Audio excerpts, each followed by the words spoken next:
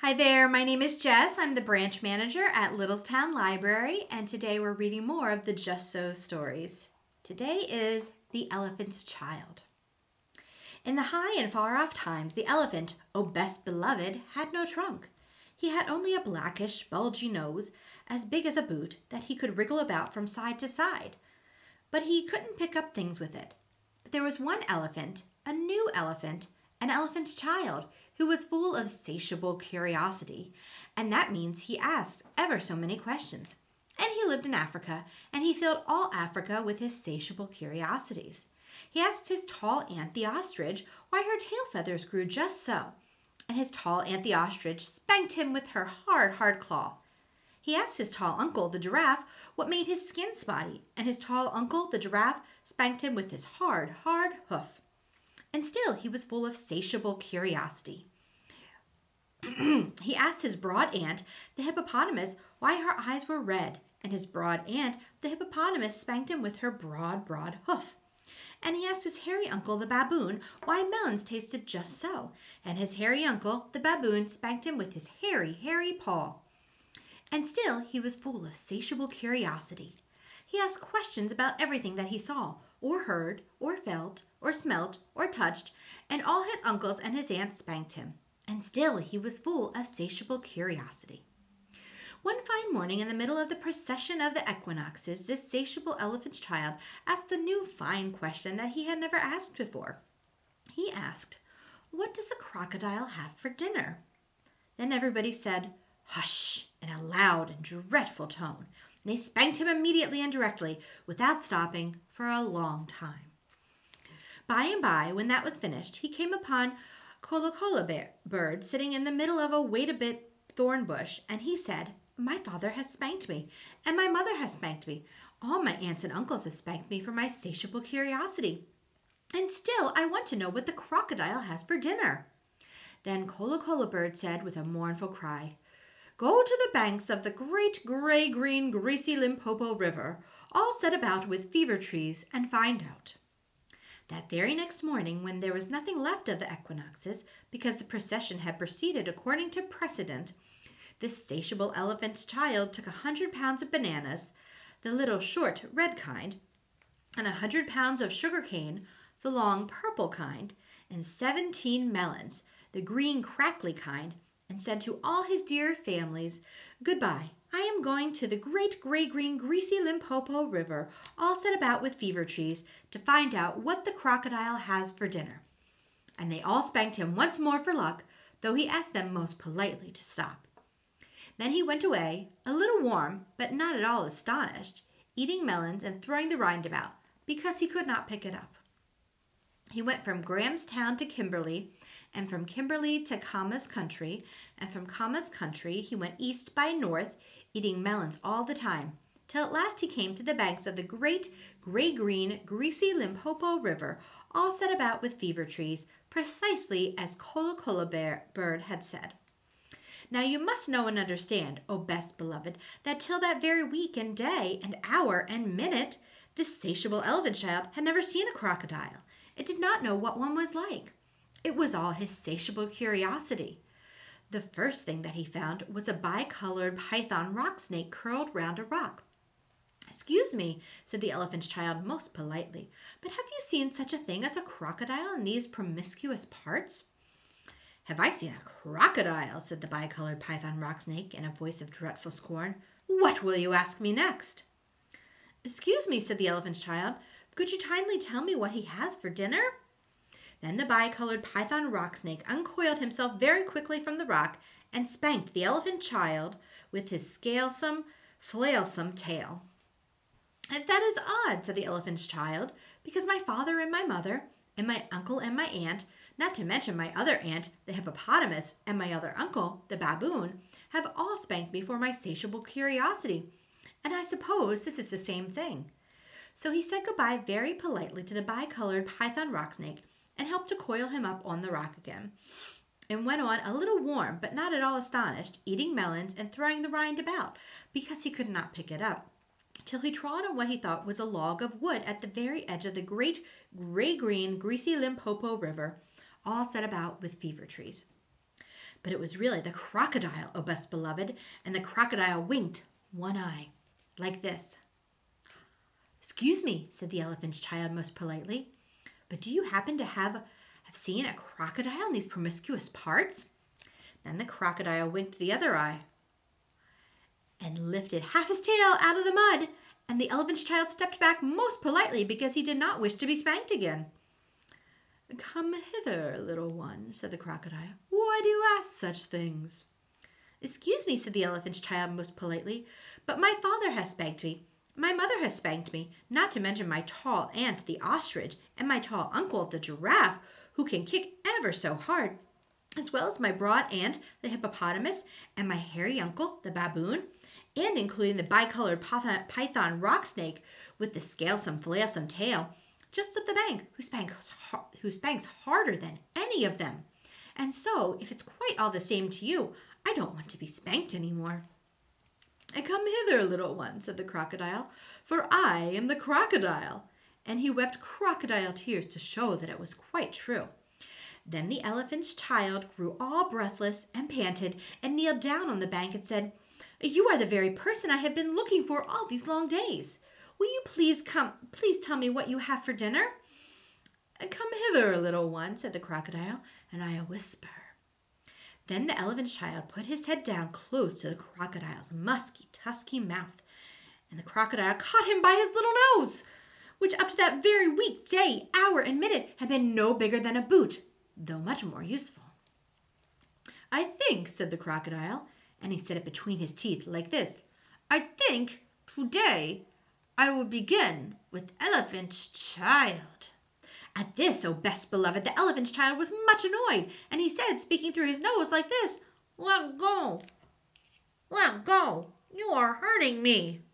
And then the bicolored python rock snake scuffled down from the bank and said, "My young friend, if you do not know, immediately and instantly pull as hard as ever you can. It is my opinion that your acquaintance in the large patterned leather ulster," and by this he meant the crocodile, "will jerk you into yonder limpid stream before you can say Jack Robinson." This is the way the bicolored python rock snakes always talk. Then the elephant's child sat back on his little haunches and pulled and pulled and pulled, and his nose began to stretch. And the crocodile floundered into the water, making it all creamy with great sweeps of his tail, and he pulled and pulled and pulled. And the elephant's child nose kept on stretching. And the elephant's child spread all his little four legs and pulled and pulled and pulled, and his nose kept on stretching. And the crocodile threshed his tail like an oar, and he pulled and pulled and pulled. And at each pull, the elephant's child's nose grew longer and longer, and it hurt him so. And the elephant's child felt his leg slipping, and he said through his nose, which was now nearly 5 feet long, "This is too much for me." Then the bicolored python rock snake came down from the bank and knotted himself in a double clove hitch round the elephant child's hind legs and said, "Rash and inexperienced traveler, we will now seriously devote ourselves to a little high tension, because if we do not, it is my impression that yonder self-propelling man of war with the armor-plated upper deck," and by this, O best beloved, he meant the crocodile, "will permanently vitiate your future career." That is the way all bicolored python rock snakes always talk. So he pulled, and the elephant's child pulled, and the crocodile pulled, but the elephant's child and the bicolored python rock snake pulled hardest, and at last the crocodile let go of the elephant's child's nose with a plop that you could hear all up and down the Limpopo. Then the elephant's child sat down most hard in the sun, but first he was careful to say, "Thank you," to the bicolored python rock snake. And next he was kind to his poor pulled nose and wrapped it all up in cool banana leaves and hung it in the great gray-green greasy Limpopo to cool. "What are you doing that for?" said the bicolored python rock snake. "Excuse me," said the elephant's child, "but my nose is badly out of shape, and I am waiting for it to shrink." "Then you will have to wait a long time," said the bicolored python rock snake. "Some people do not know what is good for them." The elephant's child sat there for 3 days waiting for his nose to shrink, but it never grew any shorter, and besides, it made him squint. For, oh best beloved, you will see and understand that the crocodile had pulled it out into a really, truly trunk, same as all elephants have today. At the end of the third day, a fly came and stung him on the shoulder, and before he knew what he was doing, he lifted up his trunk and hit that fly dead with the end of it. Vantage number one, said the bicolored python rock snake. You couldn't have done that with a mere smear nose. Try and eat a little now. Before he thought what he was doing, the elephant's child put out his trunk and plucked a large bundle of grass, studded it clean against his forelegs, and stuffed it into his own mouth. Advantage number two, said the bicolored python rock snake. You couldn't have done that with a mere smear nose. Don't you think the sun is very hot here? It is, said the elephant's child, and before he thought what he was doing, he slooped up a sloop of mud from the banks of the great gray-green greasy Limpopo and slapped it on his head, where it made a cool, sloopy, sloshy mudcap all trickly behind his ears. Vantage number three, said the bicolored python rock snake. You couldn't have done that with a mere smear nose. Now, how do you feel about being spanked again? Excuse me, said the elephant's child, but I should not like it at all. How would you like to spank somebody? Said the bicolored python rock snake. Well, I should like it very much indeed, said the elephant's child. Well, said the bicolored python rock snake, you will find that new nose of yours very useful to spank people with. Thank you, said the elephant's child. I'll remember that. And now I think I'll go home to all my dear families and try. So the elephant's child went home across Africa, frisking and whisking his trunk. When he wanted fruit to eat, he pulled fruit down from a tree, instead of waiting for it to fall as he used to do.